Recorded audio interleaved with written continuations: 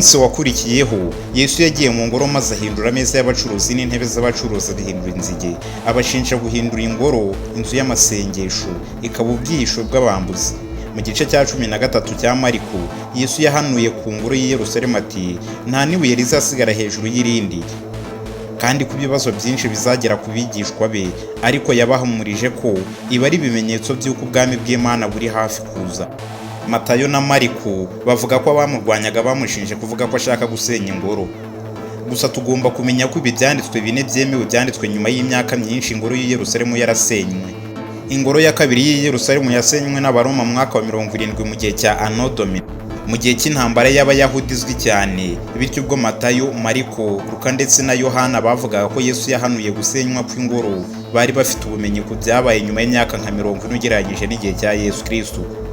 Ibyo Yesu n'intumwa ze bakoze Yerusalemu mu gihe cya Pasika byakangaranyije abayobozi b'ingoro yose. Ibi bigaragara neza mu makuru yose akiriho. Umubare w'abantu benshi bamwakiriye ushobora kuba warerekanye ko abayoboke be bari bari kurushaho kwiyongera, ku buryo byatangiye guteza impungenge abatambyi bari bafite ububasha bukomeye mu mujyi wose. Kwinjira kwa Yesu mu ngoro no guhindura ameza y'abacuruzi ndetse no kuvuga ko ingoro izagwa byari ibitero ku buyobozi bw'ingoro yose. Ibi byanahangayikishije Herode Antipa, umwami w'Abayahudi wari umugaragu w'Abaroma. Mu gihe Yesu yigishaga mu byaro bya Galileya, ubutumwa bwe bw'impinduramatwara y'imibereho bwafatwaga na Antipa n'abatambyi b'i Yerusalemu nk'ibitekerezo by'umwigisha wo mu ntara ufite abayoboke bake. Ariko ubwo yazanye ibyo bitekerezo mu mutima w'isi y'Abayahudi, ako kanya yahise afatwa nk'icyago ku muryango kandi yagombaga gukurwaho. Mu cyumweru cya Pasika, Yesu yakomeje kwigisha no gukora ibitangaza i Yerusalemu. Ku munsi wa Pasika nyirizina, Yesu Kristo yasangiye n'abigishwa be mu birori byari byaje kwitwa ifunguro rya nyuma cyangwa se Last Supper. Ibyo byavuzwe mu byanditswe bitatu byemewe ndetse na Pawulo. Nubwo hari itandukaniro mu bisobanuro, Yesu yabwiye abigishwa 12 ko umwe muri bo azamugambanira. Matayo na Luka bavuga ko Yuda Iskariyota yahawe amafaranga ngo amugambanire. Kuko abayobozi b'ingoro batari bamuzi, Matayo yongeraho ko Yuda yahawe ibiceri 30 by'ifeza. Mu gihe bari bari gusangira, Yesu yafashe umugati arawumanyura, abwira abigishwa be ko ari umubiri we. Hanyuma afata igikombe cy'inzoga akibaha, ababwira ko ari amaraso y'isezerano. Ibi bikorwa byo guhindura umugati n'inzoga mu mubiri n'amaraso bya Kristo byaje kuba igice cy'ingenzi mu myizerere y'Abakristo bose, cyane cyane muri Kiliziya Gatolika, aho banabikoresha nk'umuhango mu gihe cya misa, mu gihe cyo gutanga Ukaristiya. Ari byo bituma habaho isakaramento rya Ukaristiya mu misa yose muri Kiliziya Gatolika.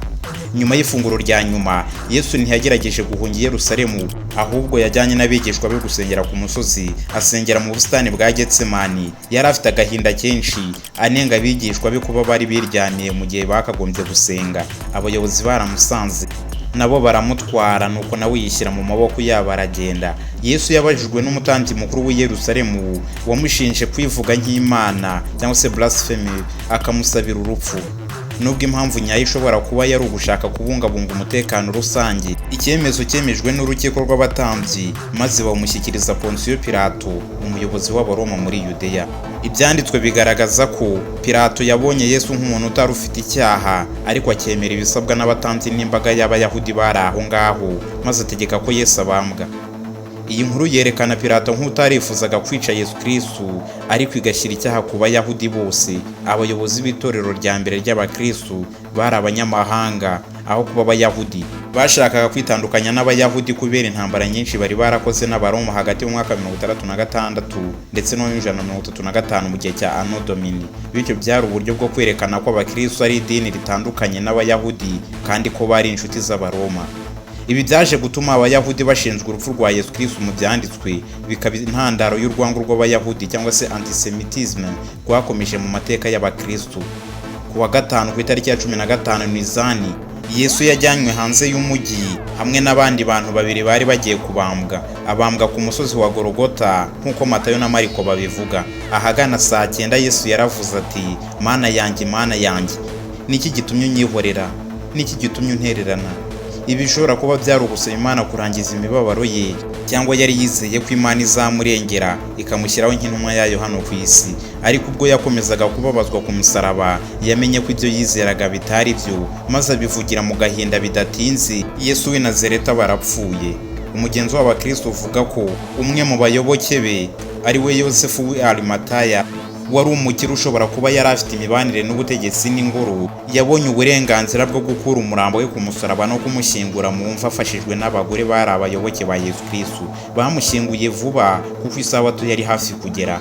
Ariko ku cyumweru mu gitondo ubwo bajyaga kumusura aho yari ashyinguwe, basanze imva yifunguye iri mu busa. Mu byumweru byakurikiyeho abigishwa ba Yesu Kristo bamubonye yarazutse. Muri uko kumubona ntabwo bamubonaga nk'umuzimu cyangwa umurambo wagaruye, ahubwo kugaragara kwe kwari ibintu bitarondoreka. Urugero, Pawulo avuga ko Yesu yazutse yamubonekeye akamugaragaza mu buryo budasanzwe. Kubonwa kwa Yesu mu mubiri w'umwuka utandukanye n'imibiri isanzwe y'abantu ni ikintu abahanga mu iyobokamana baganiraho kurusha abashakashatsi b'amateka. Ariko bigaragara ko bamwe mu bayoboke be bemeraga cyane ubutumwa bwe ku buryo batangiye kubukwirakwiza mu bwami bw'Abaroma. Abigishwa be batatu by'umwihariko Petero, Yakobo ndetse na Yohana bakomeje kugira uruhare rukomeye. Sawuli w'i Taruso waje kwemera ubutumwa bwa Kristo nyuma y'urupfu n'izuka rye yahinduye izina cyitwa Pawulo, aba umuyobozi w'ingenzi w'itorero rishya. Aba bayoboke ba mbere baje kwitwa Abakristo.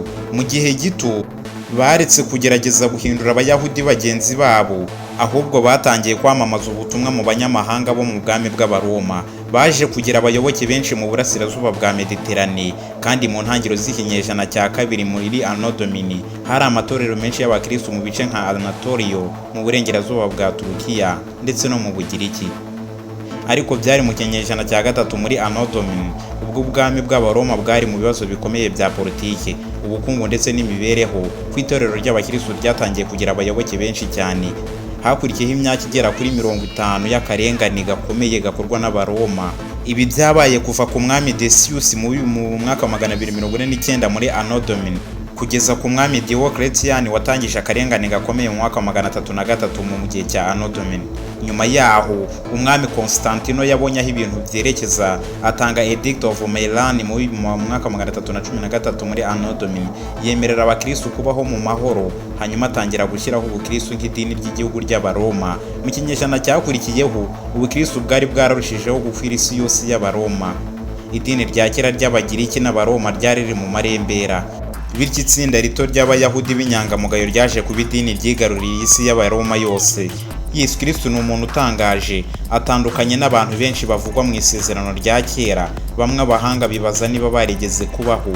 Yesu we ntawe ubihakana. Yari umuntu w'amateka uvugwa n'abanditsi batari Abakristo mu kinyejana cya mbere n'icya kabiri muri Anno Domini nka Yosefu cyangwa se Josephus, Tacitus ndetse na Pliny mukuru. Ariko byinshi ku buzima bwe biracyari impaka kugeza na n'uyu munsi magingo aya. Birashoboka cyane ko yavukiye Yudeya hafi y'umwaka wa 0, hafi y'urupfu rwa Herode mu mwaka wa 4 mbere y'ivuka rye.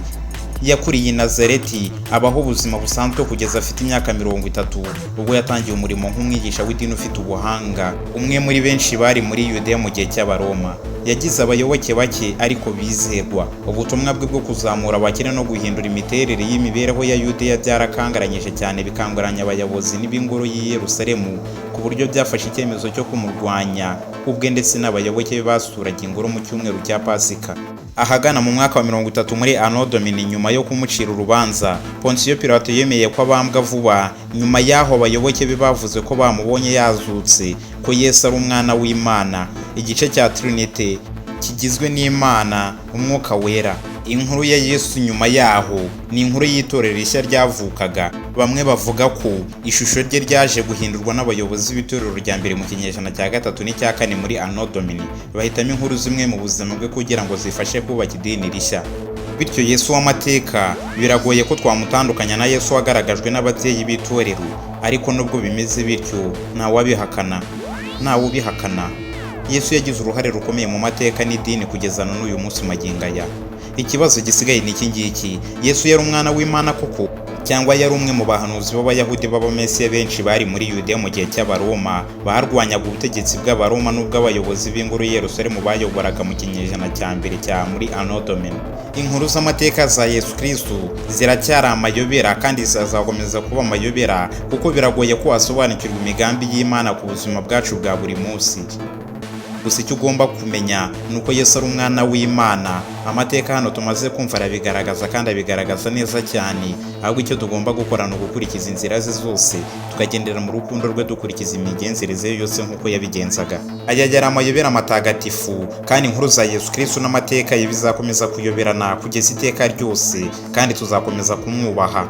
Amateka ya Yesu Kristo mureke tube tuyasubikiye ahangaha, ahari ni mu bishaka tuzakomeza dukora ibindi bice byinshi bivuga ku mateka ye n'ubuzima bwe bwose yabayemo. Nkomeje kubashimira buryo ki mudahwema kudukurikirana. Wowe tugeranye ahangaha kuri uyu munota ndagushimiye cyane, kandi Imana iguha umugisha. Nawe tutabashiye kwagerana, Imana iguha umugisha kandi uhirwe muri byose ukora.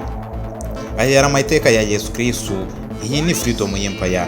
Ndagushishikariza ko wakora subscribe kuri iyi channel kugira ngo ujye uba uwa mbere mu kubona ibiganiro ndetse n'ibyegeranyo dukora mu buzima bwacu bwa buri munsi, dukomeza kwiyumvira inkuru z'amayobera n'amateka y'ibyavuzwe byera ndetse n'ibyanditswe mu bitabo bya Bibiliya, kugira ngo dukomeze dushakiremo igitunga ubuzima bwacu, gitunge roho yacu ndetse n'ahazaza hacu heza dukurire mu mwami wacu Yesu Kristo. Ndabashimiye cyane. Njye na Charles. Ciao ciao.